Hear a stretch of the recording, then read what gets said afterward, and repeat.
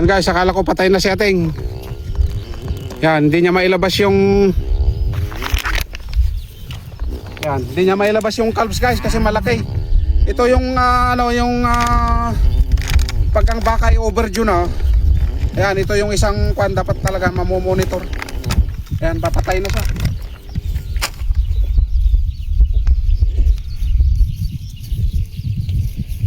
Sige na. Bangon, bangon. Ganito pagbangon ng baka.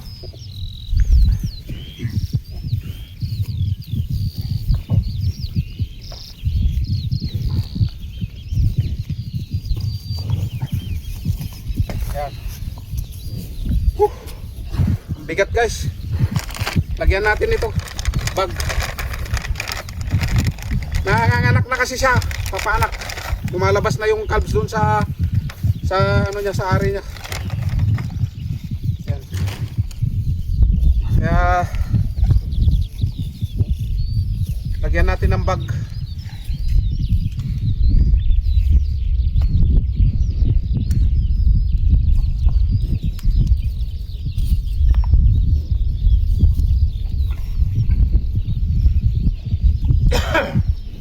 Papakita ko sa inyo kung saan tinutusok guys para kitang kita nyo doon sa may sa video. Alam din nila na may sakit yung kasama nila. Yan. Kawawa din siya guys. Yan. Yan, dito nyo lang tirahin dito. Ayan o. Yan.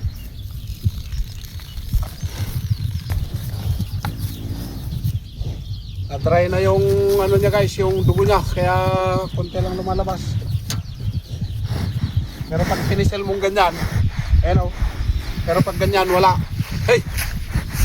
Pag pinisel mo meron, nakuha mo yung ugat, kaso nga lang medyo dry, kaya yung niya, dugo niya hindi na ganun kabilis mag-flow. Kaya tapos siyempre pagka to, yan, patutuluin muna natin para mawala yung hangin. Natin lagay.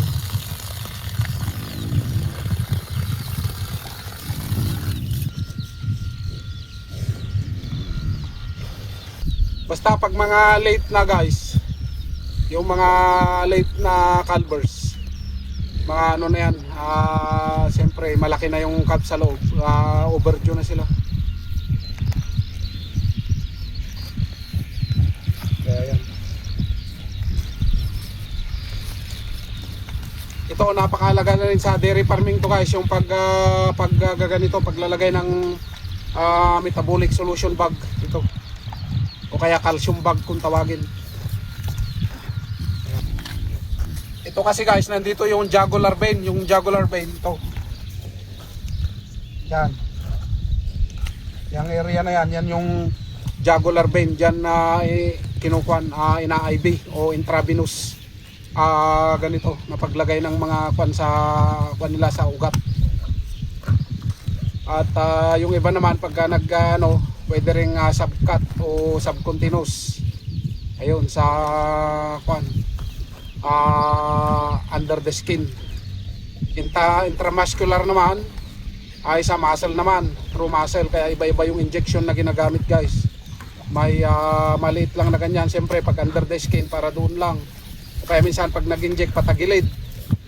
Ito naman siyempre dyan sa niya, sa jugular vein niya ay true vein naman, true vein dito sa ugat. Ano nangyari sa kasama niyo? Pinahirapan niyo yata. Ano nangyari sa kanya? Anong ginawa niyo sa kanya? Hey.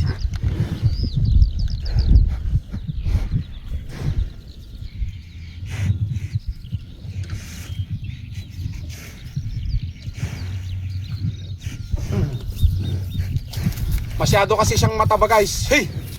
Kaya sa baka din, hindi rin maganda yung sobrang taba sa totoo lang. Mas prone sila sa ganito, yung mga postpartum. Saka payat, hindi din maganda. Prone din sa postpartum, parehas lang yung guys. Kaya dapat ang body condition ng baka mo pagka during calving at saka dapat hey, ma-maintain mo yung ano nila, yung diet nila. Dapat hindi siya mataba, hindi rin siya payat. Kaya nga may hey, hoy, wag mong gagalawin yung camera ko. Ay, magagalit ako sa'yo.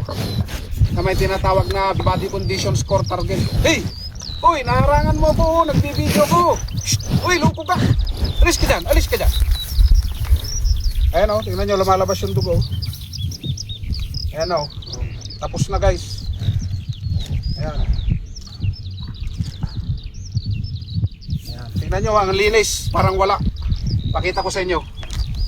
Pakita ko sa inyo yung pinaglagyan natin. Ayan. Parang wala guys. Ayan o. Ayan o, yan, nanaba na ugat na yan. Yan, yan, dyan natin pinasok yan. Yan, yung nanabagan na ugat na yan. Yan, dyan natin pinasok yung IV niya. Ito yung jugular vein. Ayan. Pansin nyo, wala man lang makikita ba kayo pinagtusukan natin? Wala oh. Hindi pansin. Yan, makaka-recover na yan si ating. Maya maya balikan natin. Ano? Kumusta ka? Patay ka na sana kung di kita nagapan oh. Ayan, lumalabas na yung pinapaitan sa ilong mo. Buti na butang kita. Kung hindi, naku po, dedo ka na. Pasalamat ka sa akin. Thank you, Kamo. Thank you, Kamo. Oh. Sige na, ayos ka na. Ha? Ayos ka na. Sige, magpagaling ka para hindi ka mamatay. Balikan kita mamaya, okay? Balikan kita mamaya. Pagaling ka. Huwag kang hihiga ng nalanganin. Kasi mataba ka, mabublot ka, hindi ka makabangon, mamamatay ka. Alam mo ba yun? 2018 siya pinanganak.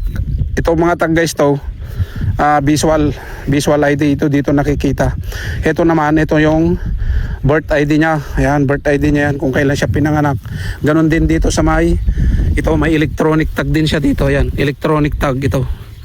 Ayan, yan yung winawand, dinidetect yan through Oh, ayan oh, tumayo na siya. Oh, tatayo na siya. Oh, tatayo na.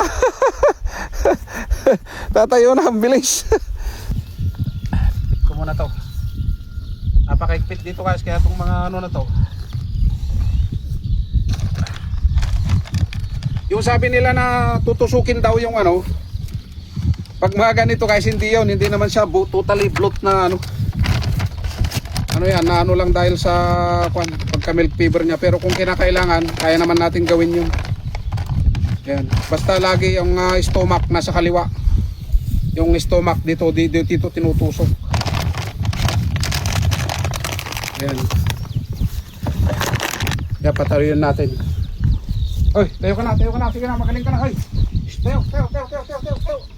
Hoy. Tayo. Ayun, papanakin kita. Tingnan yung calves mo. Pag tumayo mamaya to guys, pag makatayo na siya mamaya, papanakin natin. Ilalabas natin yung calves ayun. Ayun, at ulit may nasib na naman tayong baka natin. Hindi siya namatay. Kaya ang pagbabaka talaga guys, tiyaga-tiyaga lang. Wala kang tiyaga sa pagbabaka, wala. Oh, nasib ko yung buhay mo. Anong sasabihin mo sa akin? Anong sasabihin mo sa akin? Nasib ko yung buhay mo, anong sasabihin mo sa akin? Anong sasabihin mo? Thank you ka mo Thank you ka mo kasi Thank you ka mo. Thank you ka mo. Ayan, dapat mahalin natin yung mga alaga natin guys. Kasi alam nyo, itong mga bakan to guys, sa totoo lang, lagi ko inisip na wala ako dito sa New Zealand ng aking pamilya kung hindi dahil sa kanila. Kaya sila blessings sa aming mga Pilipino dito sa New Zealand na nagtatrabaho sa dairy farming. Kaya ayun, minsan nagagalit din ako sa kanila, pero at the end nare-realize ko pa rin na sila yung napakatahimik ding mga hayop tong mga to guys, mga baka. Ang bait nila. Kaso nga lang syempre minsan pasaway din. Ganun naman, parang tao din yun. Okay na, see you kamo. See you on my next vlog. Bye bye. Mamaya babalikan kita, okay?